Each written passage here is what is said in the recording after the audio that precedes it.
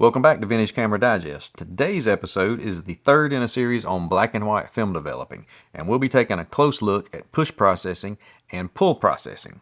I'll be covering what that is, when and why you might want to use it, and how it works. Good stuff, so stay tuned.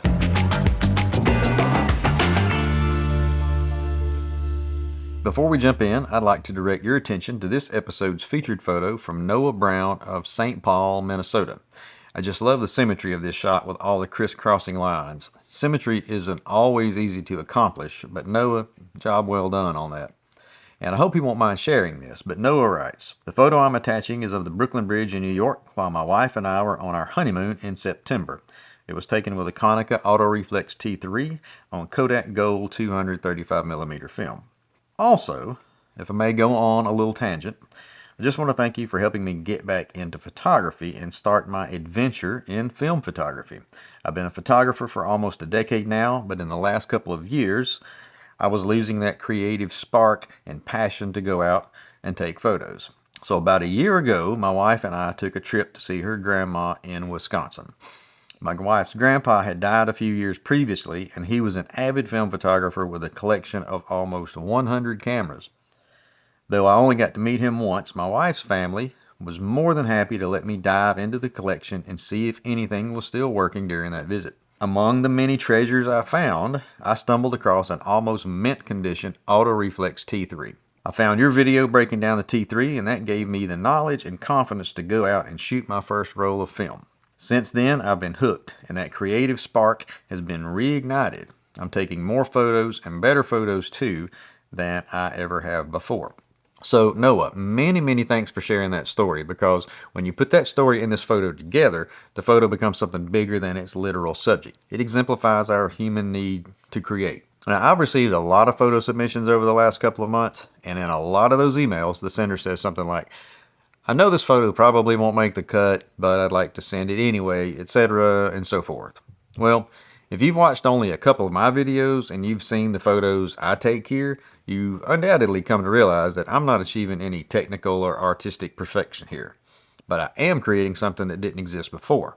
And that, in my opinion, is more important than anything else. So don't think of these featured photos as being some sort of competition. They are not that. What they really are, though, is a celebration of personal creativity. And if this channel does nothing else at all, I hope the least it can do is inspire you to pick up a camera and create something.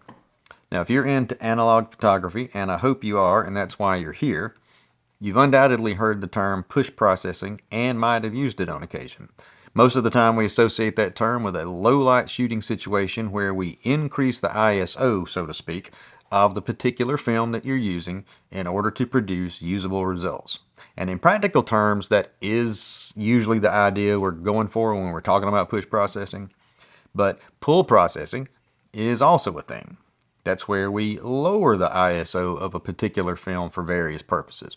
My guess is that pulling film is less common than pushing, but it does have its place and can be just as useful. Now, before we go any further, let me address the idea of increasing or decreasing a film's ISO. Generally speaking, that's one way to think about it, but in reality, we can't really change a film's ISO. It is what it is. When we push process a film, what we're really doing is underexposing the entire roll of film a set consistent number of stops. And the easiest way to make sure you do that is probably by adjusting the ISO on the camera to a higher number. So you're treating the film like it has a higher ISO than it does. Then in the processing stage, we'll overdevelop the underexposed film to get useful results. When we pull process, we're doing the opposite of that. We're overexposing the entire roll a consistent number of stops. And the easiest way to do that is probably, again, to lower the ISO setting on the camera. So in this case, you're treating the film as if it has a lower ISO than it does. Then in the processing stage, we'll underdevelop the overexposed film to get useful results. So that's what it is in a very simplified nutshell. But there's a lot more to it than that. Instead of thinking of push and pull processing as changing a film's ISO, because it really can't, I want us to think about it more correctly as manipulating the density and contrast of the negatives.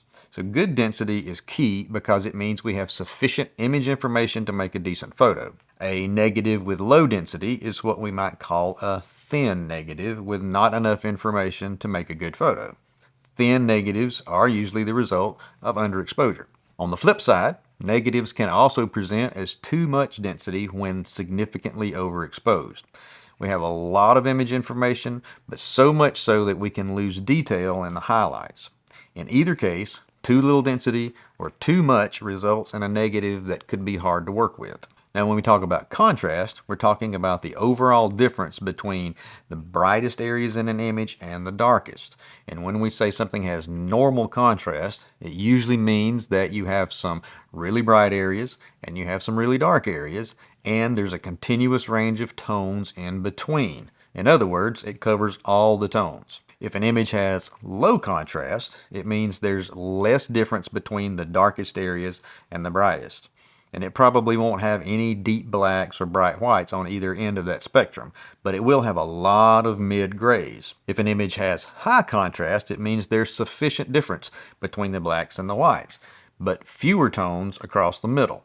The mid-grays are going to be reduced. We're actually shifting all those middle tones toward the extremes. Now, in what situations are we going to find push and pull processing useful?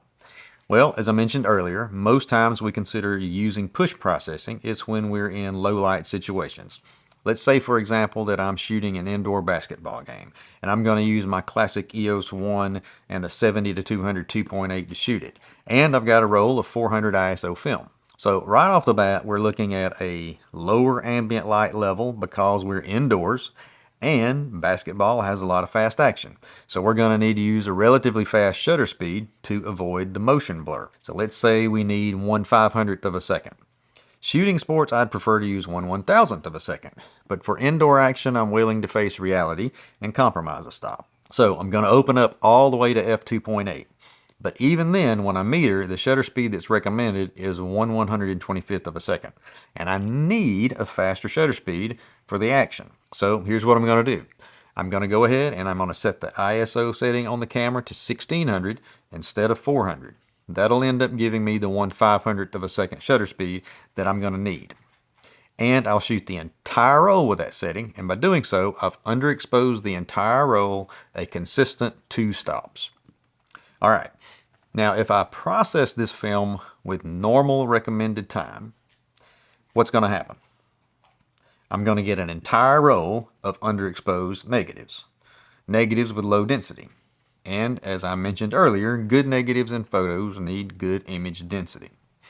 So instead of processing it normally for the normal time, I'm going to develop the film for a longer time in order to build up some density and hopefully produce some usable negatives. This is a real-world example of why we might opt for push processing film. When it comes to pull processing, though, it's a lot less common. But again, let's say I have a roll of 400 ISO film, but I'm going to be shooting outdoors on a bright day and I have plenty of light. And this time, I've got my Minolta SRT 102 and I'm using my 50mm 1.2, and I'd really like to use f1.2 to get that super shallow depth of field, right? I mean, if I have this lens, I'm going to want to use it.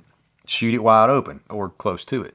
So I meter up the shot, and at f1.2 and 1/1000th of a second, which is as fast as the SRT will go, I'm still overexposed by 2 stops. What I really needed is ISO 100 film, but that's not what I have. So instead, I'm going to treat my ISO 400 film like it is 100, and I'll set the ISO dial to 100 and shoot the whole roll at this setting. Now by doing this, I've really overexposed the entire roll by 2 stops. And if I develop it normally with the normal time, I'm going to have some very dense negatives. Overexposure is never as bad as underexposure, but these negatives still might be hard to work with to create a decent shot. So instead of developing at a normal time, I'm going to develop for a shorter time to reduce the overall density to produce a decent result. So there are a couple of real-world examples of the why and when you might want to use the push or pull processing. And in both of these scenarios, what we're doing is manipulating the density of the negatives.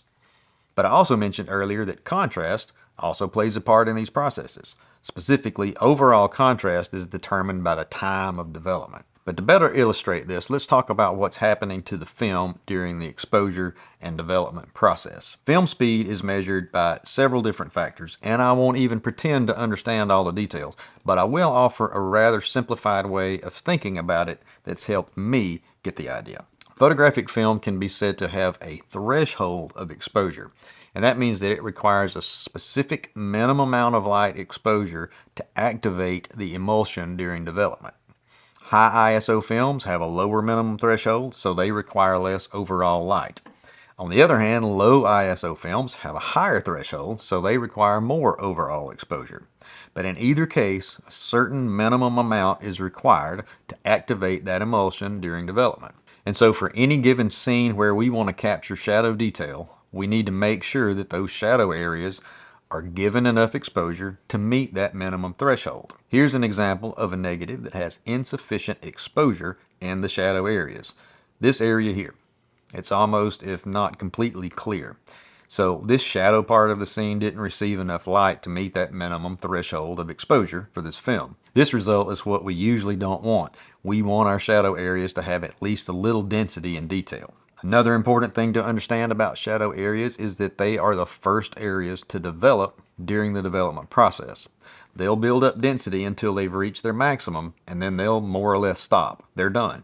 No amount of extra time is going to significantly increase the density of those shadow areas, and this happens early in the development process. But for midtones and highlights, they will continue to build up density during the remaining time.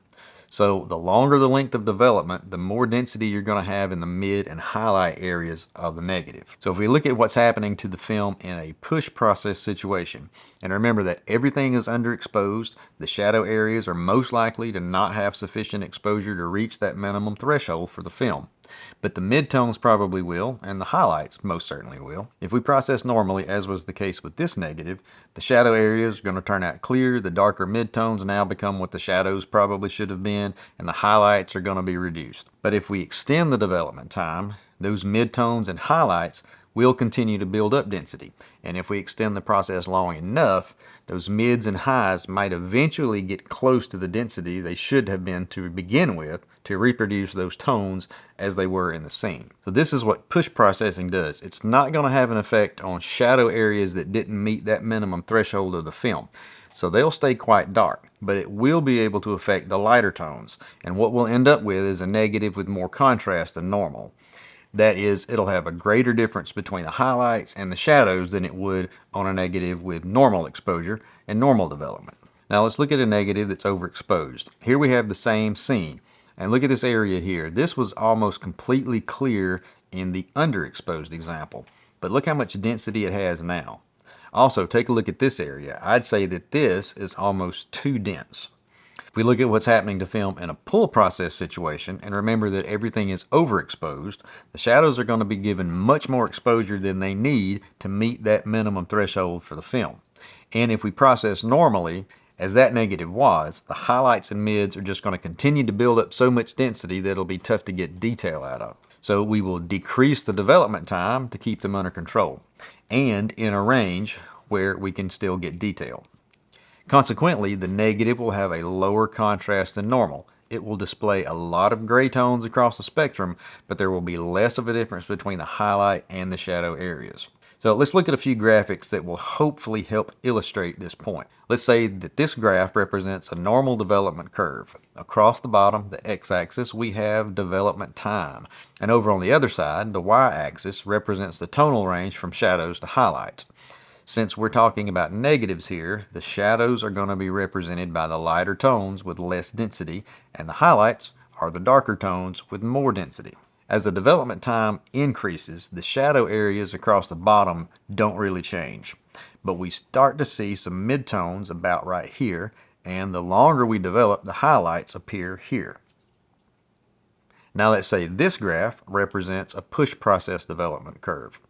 We've given a lot more time to development to let the highlights build up to a useful density. If we compare this curve to the normal development curve, you can see that the normal curve has more midtones here, where the push process curve doesn't really start to exhibit those midtones until about right here. Now, if we look at pull processing, you see the time is really short because those shadow areas were given a lot more exposure than the minimum threshold required, and it starts building up density right away. And you can see that there isn't much in the way of shadow areas. It's like we jump straight into the midtones right about here. So the key is to stop that development before the highlights get too dense. If we compare the pull curve to the normal curve, we can see that the pull curve has less contrast. And if we add the push curve back in, we can see how the contrast increases through the pull curve, the normal curve, and the push curve. Well, I've talked about it, and we just looked at some cool graphics to illustrate the theory of how this works. Now, we're going to look at some actual negatives that I've shot to bring this discussion into the realm of reality and not just postulation. What I did was set up a still life with a bit of side lighting so that we'd have some shadow areas to compare. I also included my data color gray card in the shot so that I'd have a known reference point when looking at the files. And I used this large gray area to set the exposure. If you noticed on the thumbnail for the episode, I had 3 rolls of 120 size HP5. Well, I did do this test with those rolls, filmed it and everything. Used my Bronica S2A in 3 different film backs, and the results were mystifyingly off. I eventually concluded it was my processing that was the wild card and not the Bronica. Basically, I screwed it up.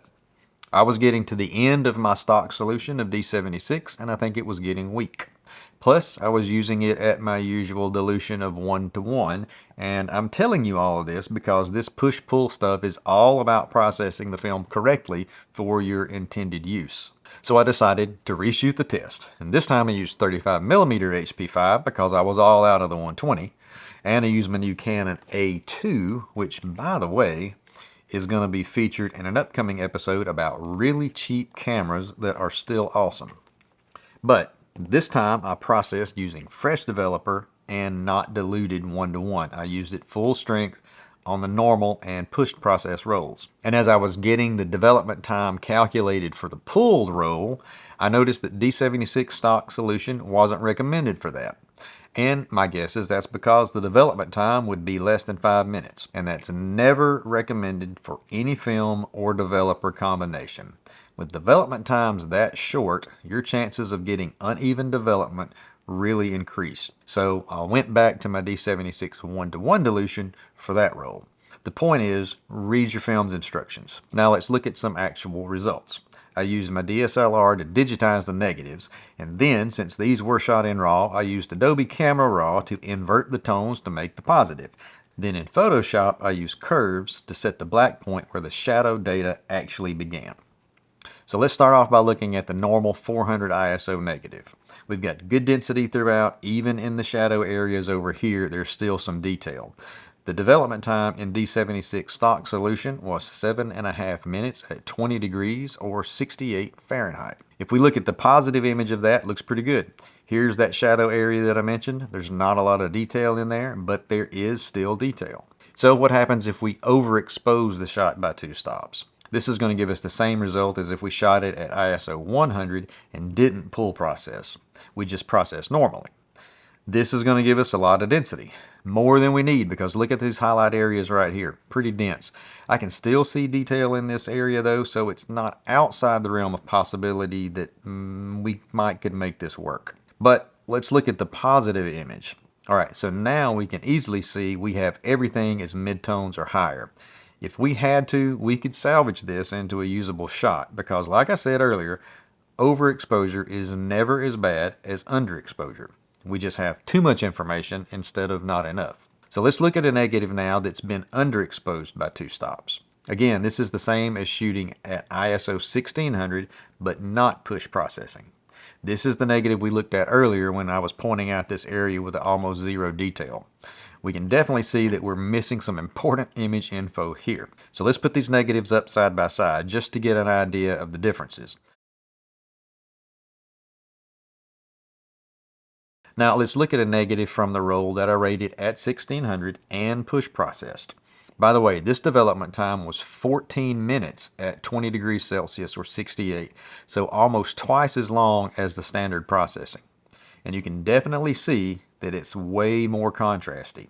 But let's also put it up beside the control negative, the one we effectively exposed at 1600 but didn't push. Obviously the push negative has more density, so that's good. But look at the shadow areas here compared to here. There is a slight bit more density in the push negative, but not that much.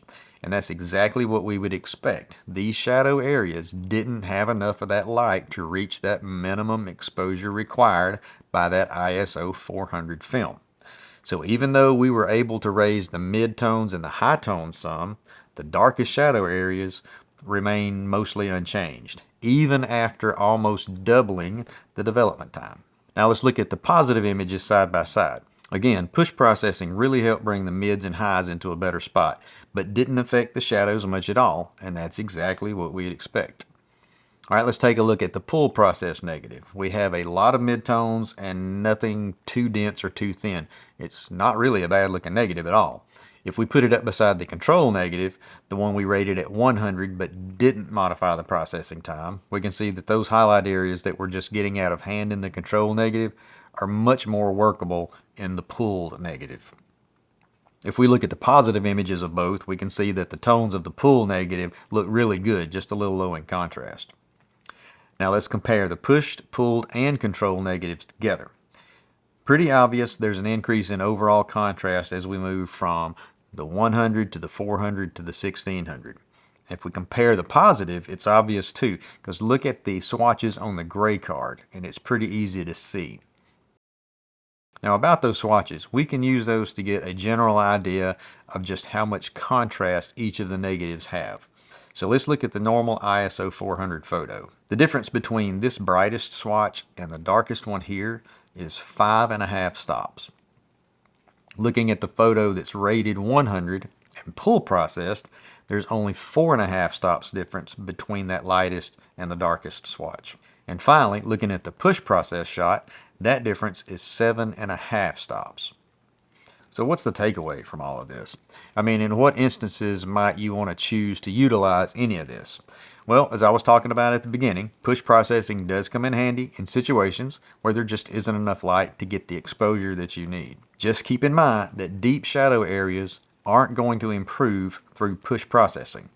The overall density of your midtones and highlights will improve, but unless those shadow areas met the minimum exposure threshold for the film you're using, it won't matter if it's pushed or not. It's not going to magically create light where there wasn't enough in the first place. If we consider pull processing, I think my main use of that would be when I want to reduce overall contrast.